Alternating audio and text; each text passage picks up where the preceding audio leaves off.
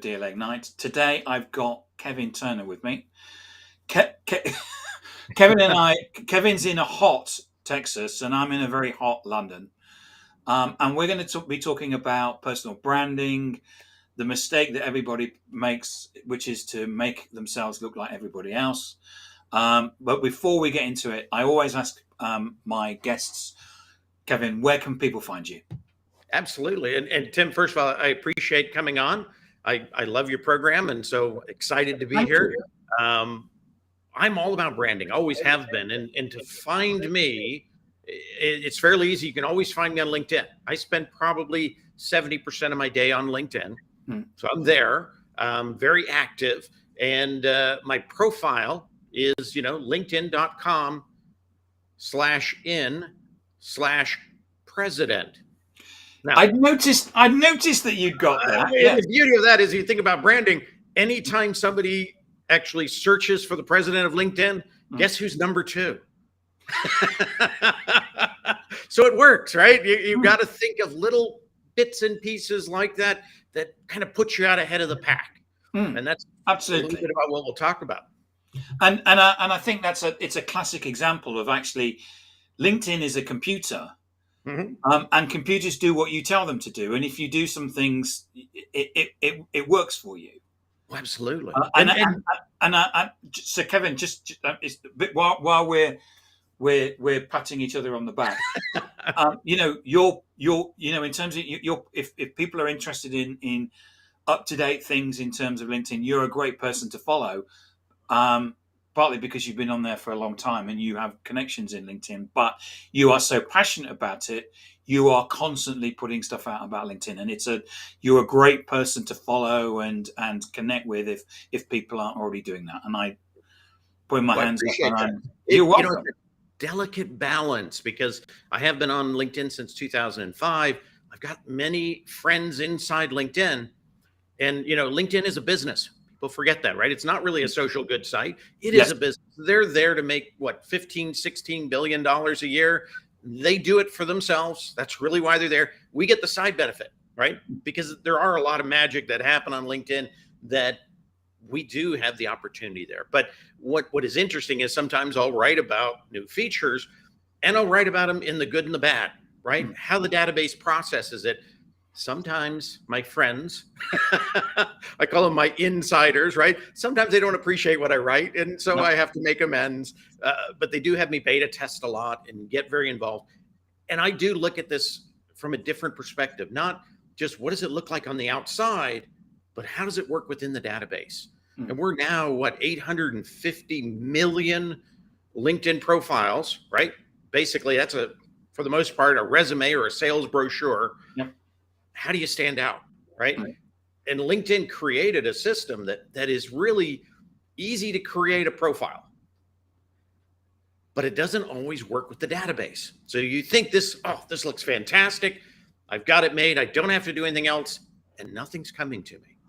And it's really because you probably haven't figured out how that data is working within LinkedIn so that you can be found, so you can be ranked higher. And it's much like if you think about Google SEO, right? Every time somebody says, I found the formula for Google SEO, they change it. They're constantly changing. And so staying up with it and I think having a passion and enjoying it, right? And maybe a little bit of that adventure of beating the game. I like to do that. And then I like to share that so other people can do the same. And so to me, that's exciting. It's a geek's world, I guess. And I think being able to use LinkedIn is the equivalent of being able to use spreadsheets or Excel like was 20 years ago. It was something that I know it's commonplace now, and everyone goes, well, everybody knows how to do it. Well, yes. But LinkedIn is we know our customers are on LinkedIn. We know that they're using digital and social. Therefore, we have to be where our customers are. Therefore, we need to understand how LinkedIn works. And just as much as always in the past in sales, we needed to be better than our competition, we have to be better than our competition on LinkedIn, don't we? Definitely so. And sometimes it's those small little components that get us there. So, that's one of the reasons I like to share these new pieces, because they can get people ahead of the game. But before you can even get to that point where you can start impressing, everybody else on LinkedIn and they're lining up as your customer, you've got to get your branding right. Mm. And that is what, we're talking about brand to land, right? Everything you do on LinkedIn, you should look at that as a component to move you forward. Right. Right. And so really that's what kind of brand to land is as a message, is looking at LinkedIn in the sense of, how do I make LinkedIn work for me? How do I get it so that when I'm on LinkedIn or somebody's finding me on LinkedIn, they understand what I do, they understand the value I bring to the table, right? And they trust me. So I build that kind of trust in there. What that does when you get that equation right is you're not then there pushing and selling. Yeah. Right. You're there sharing knowledge. You're there supporting others. You're there networking. And naturally, when the time is right, customers are then calling you. And Tim, the best time there's one calling you now, Kevin. Yeah, it looks like it. The best time to close a customer is when they're calling you, right? Yeah. For your product. And the worst time is when you're trying to convince and cajole and push that customer into buying something they're not ready for. And so, that is the beauty, I think, of LinkedIn, is it is a global network, right? We're no longer restricted to our backyard. So the first thing I think what I'm hearing you say is that we need to stand out, but we need to get LinkedIn to work for us. So Absolutely. in effect, I mean, not LinkedIn the company, but LinkedIn the profile basically working for us. It's when we reach into the toolbox of what things that we've got from a sales perspective, one of those should be our LinkedIn profile, and that should be helping us do whatever we do within the sales process. Is that what you're saying? Absolutely. That to me is kind of your first component, right? The LinkedIn profile, for the most part, is like a sales brochure, right? If it's sitting on a desk and nobody knows where the desk is, nobody picks it up, nobody reads it, right? If it's unattractive when they get there and it doesn't speak and really kind of get people excited to read it, it does nothing, right? It's a sales brochure. And so that is what the profile is. And you've got to build that first before you get into kind of the next steps. And I always look at, when you are out there and you're engaging and you're posting, that's kind of like an ad campaign, right? So you got your sales brochure, you got your ad campaign, and then the next step really is this kind of networking and moving them beyond this kind of digital relationship into the real world. And that's really kind of your lead generation in that process. And again, because it's not just your backyard now, it is a global environment. You have an opportunity to always have, basically opportunity coming to you, right? So, if you do this correctly, and it does start with that profile, and it starts with kind of approaching that profile a little differently. What people have, and what would you recommend people do? Because I look out over LinkedIn and everybody looks the same. It's either a CV or basically it's a I'm the what people write is I'm a tenacious, energetic, results orientated. 5 adjectives and same ones on everybody else's. Yeah. And to me that is part of what I call personal blanding, right? Branding, yes. Yeah, we try to be everything to everybody else, right? We try to please everybody. It's the old Jack and Jill, of all trades, right? And of course, the end of that phrase is master of none. Yes. Nobody hires or buys from a master of none, right? So we got to break that mold and say, what makes us unique? And we got to bring in, and I always say there's a difference. We want to bring in our personality. We don't necessarily have to bring in personal. Yes. Right? But you want to bring in your personality. You want them to realize you are an individual. You're real. You might be fun to work with. You might be serious. You might be whatever that is. It's some of that value that you bring forward. So I think the first thing before you really even get into that profile, and most people already have theirs set up, you want to look at that and kind of, first of all, understand what are your goals? Where do you want to be in X amount of time, right? Then from there, you want to audit your value. What do you bring to the table that's unique? Get rid of all those adjectives, right? Find proof that backs them up. I mean, when I say proof, solid proof, right? Yep. Numbers. right? Bring those in. And then it's about kind of organizing that in a way that people get excited to read. Okay. Now, the psychology behind reading, we have been trained now not to open up that book like War and Peace, right? And read page by page by page. We don't do that anymore. We skim, we, look at things quickly. We have to have pictures, right? All those components come into play. When we do what most people do, and I always call it kind of the chronological dump, right? Everything I've ever done, I'm going to throw it in there and I don't have to do anything else. And LinkedIn says I've got a perfect profile, right? I'm all-star. Doesn't mean that somebody who sees that is going to see what you do for them. They're not going to understand it. They're not going to go back and read all those details because they're not attractive. So, we've really got to position them that way. So it starts, to me, even at the image level, the images themselves. When you first open up a profile, that profile picture is really important, right? If it doesn't look like you and you show up to a meeting and they're like, what happened to you, Tim? You look so good on LinkedIn, right? Maybe they don't know and they're just trying to figure it out and they're not trusting you because of that, right? So that image is really important. You want it to be there. You want it to send that message that fits your brand, right? And that's real key. A lot of people are not using their image, or they're using poorly quality images, hands on the shoulder, dog with them. Unless you're a vet, that doesn't really work, right? You want to make it sure it's your professional image moving forward and that it is inviting and attractive. Now, the next step is that big background banner behind there. People leave that default, right? And if a picture, they always say, is worth 1,000 words, right? If you leave that default there, what is it saying about you 24/7, 365, right? It's basically saying Tim accepts the default. Yes, it says I can't be bothered. Yeah, exactly. Or I don't know how to play this game, or I don't really care to be packaged to look good, right? And that's a bad image. Now, the images we pick are also really important. I see a lot of great fly fishing adventures in Montana, right? Or climbing the Zugspitz, right? These are great pictures. But when I'm your boss or I'm your best customer and I'm looking for you and I can't find Tim for 7 hours, guess where I think he is? Fly fishing. Exactly. Or climbing the Zugspitz, right? So we want to make sure we're using the right image in there. Even another very popular one is downtown imagery. Now, if I'm a recruiter and I'm looking for somebody who could do the job in your location, right? And I have to then look at that background and say, well, Tim will never leave his town. He is town centric. And ultimately, this position is going to end up in New York City. So we're going to lose him. We're going to have to replace him. So you don't become the option. So again, you want to have a background image that supports you, moves you forward.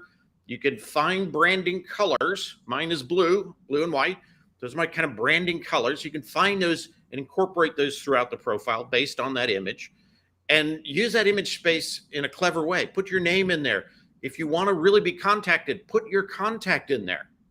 The beauty of it being in a graphic is it can't be, scraped by bots. You're not going to get junk email. You're not going to get junk phone calls. You're going to get a real person who actually looked at your profile, was impressed, and wants to talk to you, right? Yeah. Don't go digital if you don't have to. Right? So use that as kind of the drive. Great points, Kevin. Great points. Yeah. When we get into things like your headline, that's follows you wherever you go on LinkedIn, right?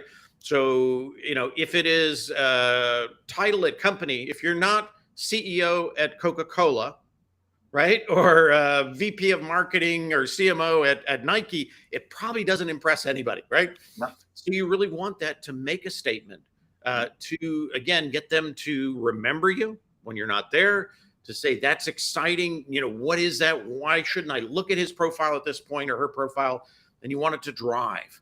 Now, the other component of that is it's also very SEO rich. So you do have, 120 was the original. Now you've got 240. Use the space you need to get your message across. You don't have to use it all.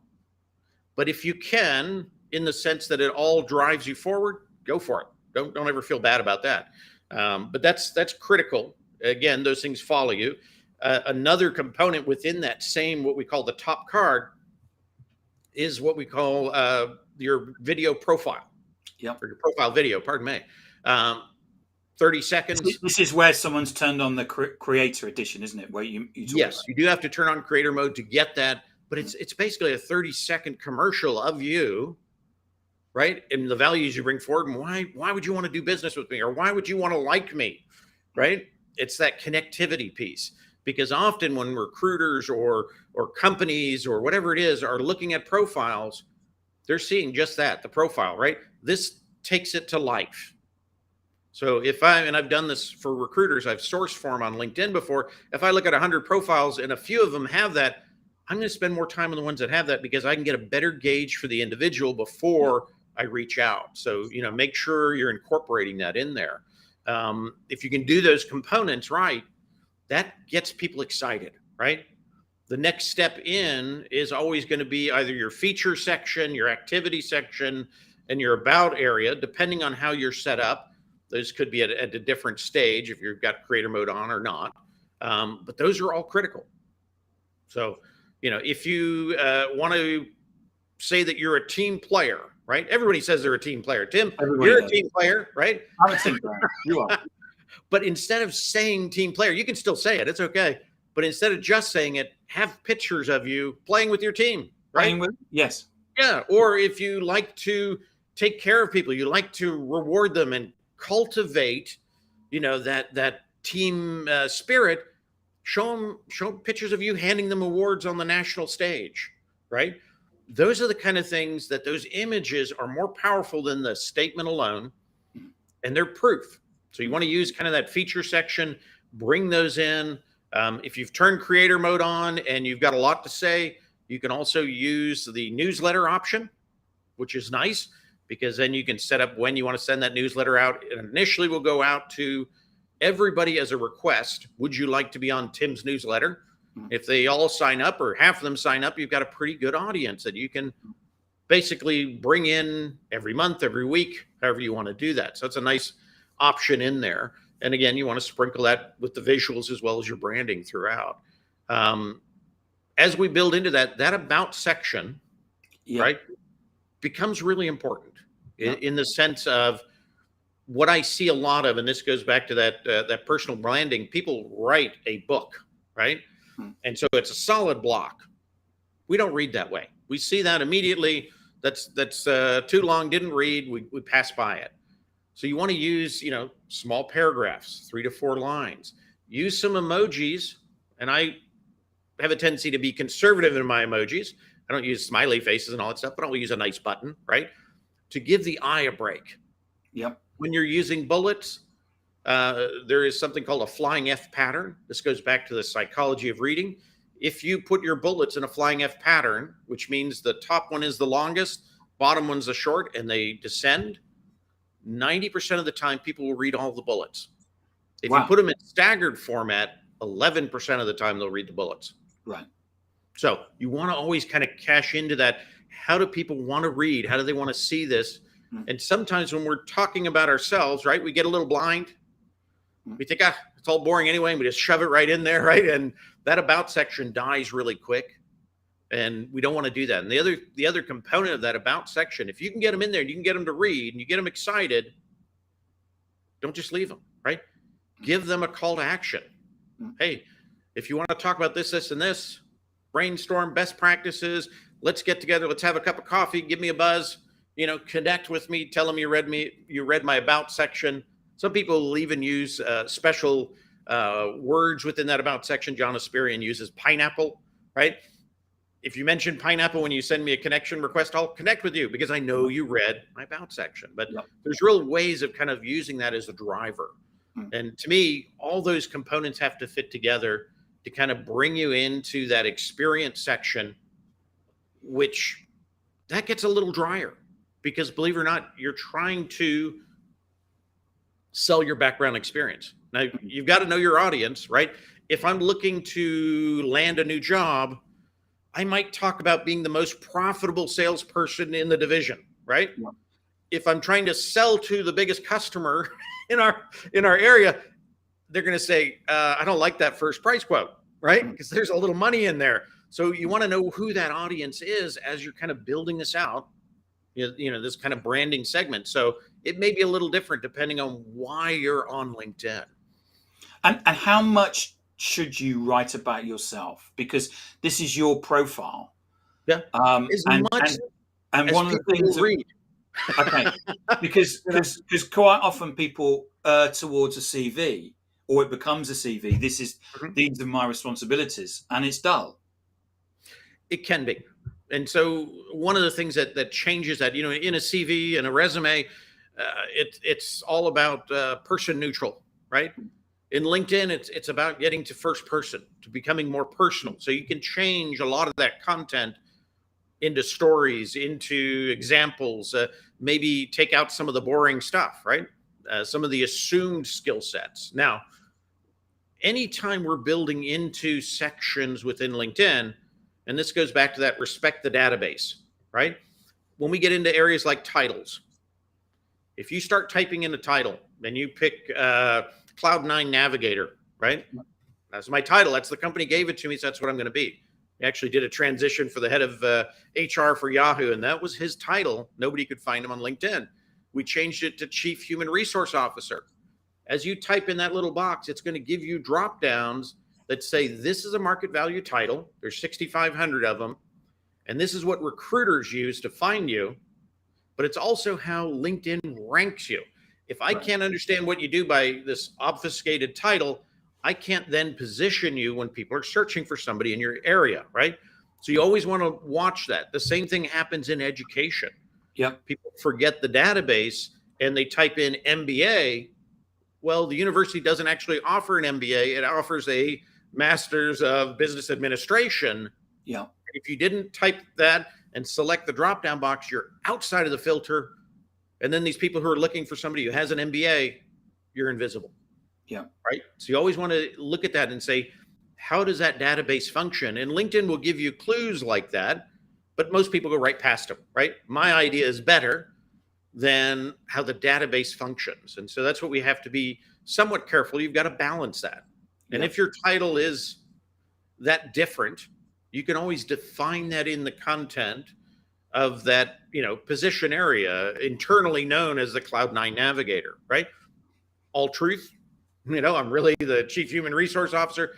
It all works. So it works with the database. It works how people look to search. The other component of that is LinkedIn, through their AI, which I don't think the I actually stands for intelligence, but through their AI, through these market value titles, they will give assumed skills. Right. So if you weren't the greatest writer or you forgot something, they're going to assume it if you're using those market value titles. And there are a couple of places on LinkedIn that you can go to. They're on the GitHub side of LinkedIn that will actually help you figure out what those skill sets are that are assumed titles. Right. So it's all of this kind of fits together. But again, what we want to do is kind of get that message within the profile that is going to sell you forward. And doesn't mean cut and paste from a resume, because again, what most resumes are, they're chronological dumps of what we did, right? We had another position, we had some more stuff. We never go down here and look at that stuff and make sure that the story is told and people understand why you're in front of them. I always look back. I was in venture capital for a long time, and I always got involved with small companies and helping them with their payroll, right? Taxes, payroll. It is a thankless job. If you get it right, nobody says thank you because they worked, you paid them, right? You get it wrong, they show up at your door at 10 o'clock at night and say, can you go back to the office and fix my paycheck? I had it once, I gave them cash instead and said, let's meet on Monday. It worked out. That's something I never, ever want to do again. So guess what doesn't appear in my LinkedIn? That I ever did payroll, right? Because it's not part of my brand that I want to move forward. And that's what people need to realize. These are marketing tools. Yeah. Right. That's a good tip, Kevin. Very good tip. Yeah. Well, and I think people forget that. And we've done things that we don't need to do again. And we don't really want that part of our message. We don't want it part of our SEO mix.